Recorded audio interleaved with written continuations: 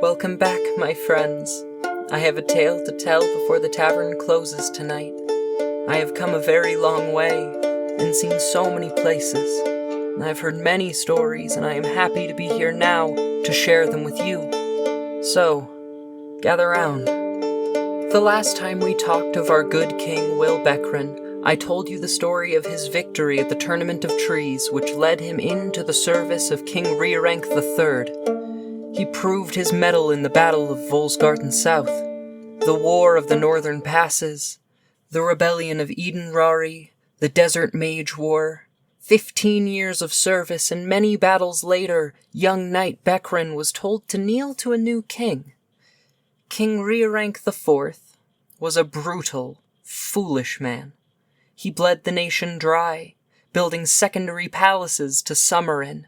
He abused and attempted to eradicate the Nobbix people in the valley. And he had plans to do many more things that would have broken Belgravelt to rubble. Will Beckran and the other knights drove the foolish king away. And when Will turned to face his fellow soldiers, he saw that they had knelt for him. He was made king in that moment, though it had not been his goal. He had intended to protect the rodent Nobbix from extinction. Now he was burdened to rule a nation. Tonight I will tell you of the first 5 years of his reign, as they are essential for understanding the king he became, the one we revere so much today. Now, King Beckran was immediately faced with a problem. King Rearank IV had bled the nation dry. There was no coin, no treasury remained that the king could access that had anything of value to spend. The nobility that remained suggested that he raise the taxes paid by the farmers and miners of Belgravelt, but he brushed that idea off as truly foolish. Then he realized the nobility had money to offer. Many nobles fled, but in their haste they left behind a great deal of coin and value that Will used to begin to rebuild the kingdom's coffers. The coin of the nobility went a long way, and the artisans in the capital made sure to sell any and all of the nobles' belongings at marked-up prices to immediately give in tax. Will Beckran did not eliminate taxes for our kingdom, as you know, but he did take the burden off of the laborers. Those who fell trees, grow food, mine ore, they pay nothing. But those who make finished goods, and those who own smithing houses and merchants' guilds, they pay into the nation's wealth monthly. The nobles, who saw this as fair, stayed, and though their wealth was certainly lower than it was under King Rearank, the prosperity of Belgravelt was at stake, and they could afford to help pay for the nation that kept them fed. King Beckran was now seeing growth. The artisan workers would sell their work to outsiders for higher prices. The nobles and guilds would pay to keep their army equipped and fed. The people who worked would be paid for their labors and owed nothing to the crown. Where there was once starvation, revolts, and discontentment, there was now enough food to go around. Contented people, respect for those who worked to keep the nation strong. King Beckran would listen to them. He only purchased enough food for the castle to feed himself and those who lived there, as well as enough food to keep in storage. In case of an emergency, he could share it throughout his people. Soon enough, he began to struggle. Running a nation as big as ours was hard work, and he didn't trust the nobility to advise him without bias, so he sent some letters. A few seasons later, his first advisor arrived.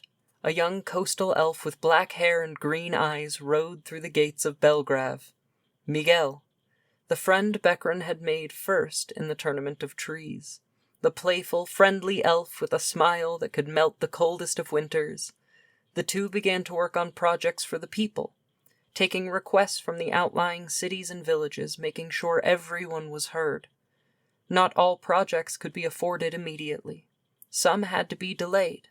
Miguel and King Beckran spent their coins to build walls around towns that were at risk of attack, and paid healers to travel to locations affected by disease. They focused on the people. Miguel would go to these towns and help them, using his friendship with the wind and stone to speed up the work. Over their years apart, Miguel had spent time growing more comfortable with his magic, learning new tricks and deepening his relationship with the elements of the land. Soon enough, Beckran's second advisor arrived, a feline Nobix, a lioness, her yellow fur painted in blue patterns. Sarissa, Will Beckran's second friend from the Tournament of Trees. Though she had started her life as a pirate and entertainer, Sarissa had made no small name for herself as a traveling swordsman after the tournament. She had served many courts, fought in tournaments all over the land. With her help, Will Beckran began to send letters and diplomats around the continent. Sarissa helped establish trade with former enemy nations like Desish and the Kingdom of Owain. She helped to broker the contract that made the Maple Leaf Army of the Volsgarden and the Talon Knights of Leynovren permanent allies of Belgravelt, turning mercenary bands into our closest allies for hundreds of years. However, as King Beckran's second year as king came to an end, the sun setting on the last day of Decest, he saw something on the horizon. Torches. Hundreds of thousands of torches. News had not traveled, as there were no survivors to bring it. King Rearank IV and all the nobles who fled Will's taxes had built an army. Just across the border, in the land the Strana people call their home, the cruel king had been using his considerable wealth to buy hundreds of mercenaries' loyalties. They had burned every town in their wake. Everyone that stood in their way perished. They even managed to kill 3 Way Watchers before they could flee to tell Beckran of the approaching legions. The next morning, Beckran put on his armor, slid his shield of roses over his wrist, and strapped his sword to his hip. The armies of Belgravelt could not be called, so the only forces at Will's disposal were the city garrison, himself, Miguel, and Sarissa. It was a cold morning, the first day of Marquette of a new year, and snow fell lazily from the dark sky. Will walked from the gates, and as he set down the path he could almost hear the laughter of the army that sat across the plains from him. A king without a horse walked to face a legion of cavalry. He stood and gazed up at King Rearank, who sat atop a black war-horse. The former king offered to accept a surrender, but Will shook his head. He would rather die fighting for an ideal than allow a bully to pretend he won without a struggle. Will attempted to negotiate for an actual battle, far from the capital, far from his people, on equal footing. But King Rearank did not accept. Will offered a duel. Winner gets the kingdom. But Rearank did not accept. Will walked back to the city gates, jeering and booing following him. When he entered Belgrav, the city was dead silent. People watched as the gate closed behind their king, hoping he had made it all better, but it's not that kind of story. This would not get better without struggle, and that struggle would be paid in blood. Within hours, Belgrav was encircled by a siege camp. The banging of hammers could be heard as Rearank's forces built their siege engines, towers, and trebuchets. King Beckran sent Miguel out an escape tunnel. If he and his people fled through it, they would be discovered and quickly killed. This was a one-person mission. He told Miguel to gather their allies as fast as he could, and with the wind guiding his feet, Miguel fled the city to gather the army. A season passed. Starvation took hold as our people could not tend the fields around the city walls. Will's emergency stocks were running out quicker than he had hoped. With no sign of Miguel, Will had to assume he died at some point in his journey, There was no help coming. He gathered the garrison, 140 soldiers, Sarissa, and Will. They put on their armor. They prepared for the worst. One of the soldiers began a song, "The Waywind Rains." Will sang quietly with his men as they all braced for the impact of the battle to come. Rearrank had not mobilized his siege yet. His engines weren't fully complete, and he figured he could starve the city out. Their only hope was to attack before he was ready, cause a rout, break the siege, and then reconvene. As the sun fully set, the rain cascading upon the valley, the crickets and frogs singing in the dark, Will Beckran gave the order to open the gate.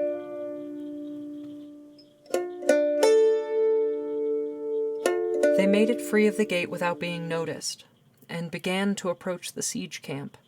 Will had no real sense of their numbers, only that the enemy force was far larger. A mercenary spotted them, pulling his horn from his belt, attempting to blow it to warn his allies, but Sarissa threw one of her hip knives so cleanly. It lodged itself in the man's chest, silencing him. However, the silence didn't last. Soon horns blared all around the camp, the sound of people drawing steel, shouting and running. Will and his 141 soldiers ran to take the camp. It was brutal. King Beckran and his forces were outnumbered and surrounded. Many fell on both sides, but Will knew they were losing. 141 soldiers, 120 soldiers, 85 soldiers. Their numbers were depleting, and no matter how hard he fought, he couldn't change that. King Beckran was tired, bloody, heaving for breath. Suddenly, he heard the trampling of hooves. A thunder of cavalry. He braced, prepared for his fate, but it ran past him. He could hear shouts and fabric being torn, blades clashing, men falling. He opened his eyes and saw Miguel and the Maple Leaf Army, the Talon Knights of Le Navrin, the army of Belgravelt, his people, fighting, winning. There was a chance. He took his second wind, slaying a soldier and charging towards King Rearank's tent, but the coward king had already fled. The next 2 years of Will's reign were spent fighting this war. Skirmishes on all sides of the nation, in the mountains, in the valley, in the Volsgarden. Will's attention was torn. Governing and protecting his people and leading his army at the same time was taxing on his mind and soul. He made a note to get married at some point so that someone else could do whichever job he wasn't already doing. Finally, the war came to a halt. A letter arrived for Will.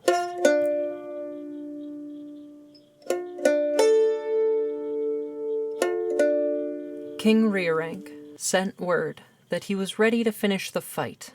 Unbeknownst to King Beckran, Rearank had run entirely out of money, and his mercenary army was growing hostile towards him.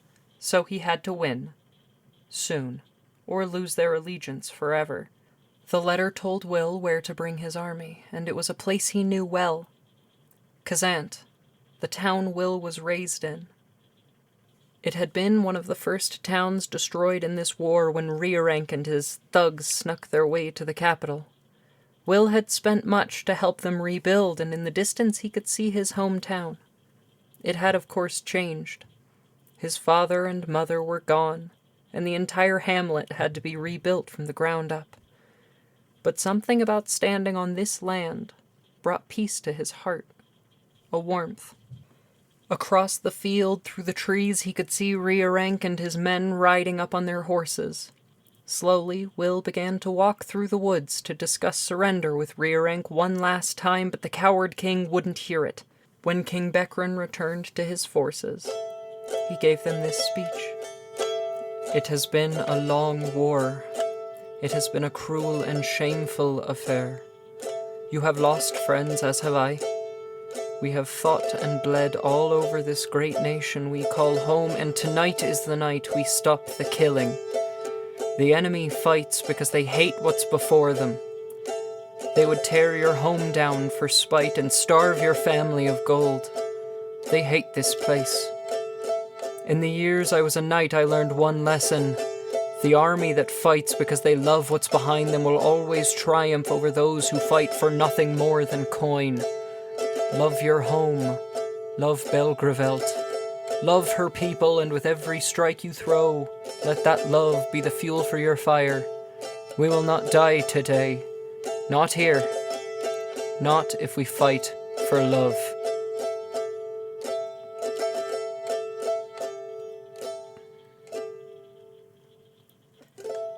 Will Beckran had with him 340 soldiers. Rearenk retained 330. It was close numbers. There was no advantage they could create here, and when they ran through the trees, both sides shouting as they approached the enemy, the pounding of hooves and boots. Soon the first clashes were heard. Blades on bodies, shields catching arrows. Will fought with the ferocity of a man filled with love. When the smoke cleared, when the blood stopped flowing, Will had 290 unarmed soldiers, 30 wounded, 10 dead. Rearenk only had 15 men who had not fallen wounded or dead in the carnage. Will removed his helmet and threw it into the dirt. He wiped the sweat from his face and began to approach Rearenk. The coward king began to run, sprinting through the woods, screaming for his remaining men to protect him, but they threw their weapons to the ground and fled. Through the trees, Will Beckran chased the coward king. Belgravelt is the wild kingdom. Our knights are not known for chivalry. They are known for being as beastly as the monsters that wander the Volsgarten. Will, though exhausted, did not relent. He chased King Rearenk to the center of the wood where a small pond sat. There the coward king drew his sword and prepared to fight.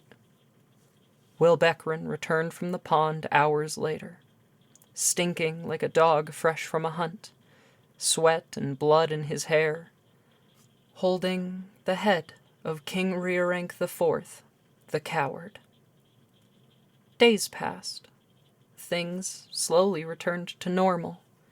Beckran built his nation back up, and soon would begin his hunt for a spouse, but that's a tale for another night. King Beckran's tale is far from over, but I think this is a good place to end it for tonight. The moral of the tale is to always fight with love. If you want something, bring your passion, bring your heart. And if your heart refuses to be at your side, perhaps you are fighting for the wrong cause. Your spirit knows you, and if it retorts, then you may simply need to allow it to guide you to what you truly desire. Next we meet, I have an interesting set of stories to tell you. They are more recent tales, not yet finished, and not long enough to fill a whole evening alone, so I will tell you 3 stories.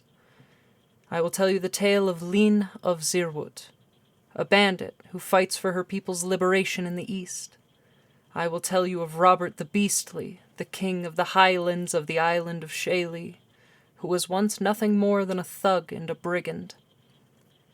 And I will give you the story of Hector the Wretched, a bandit in the southern swamps who has proven his cunning and brutality 1,000 times over.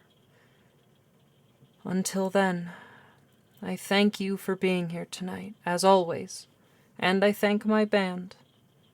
I have a tome of tales from every nation to share with you all. I have seen many monsters, many heroes. I have learned of the magic offered by the gods and the magic humans can conjure for themselves.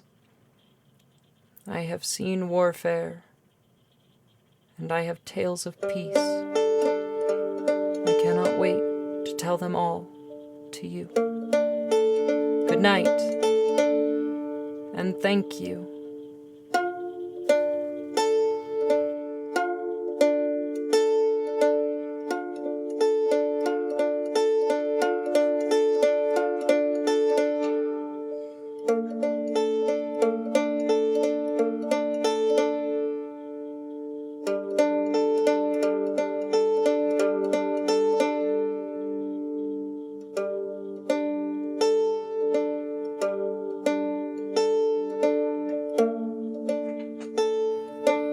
Legends of Lorelei is an immersive, fantasy fiction audio drama produced by Livewire Stories.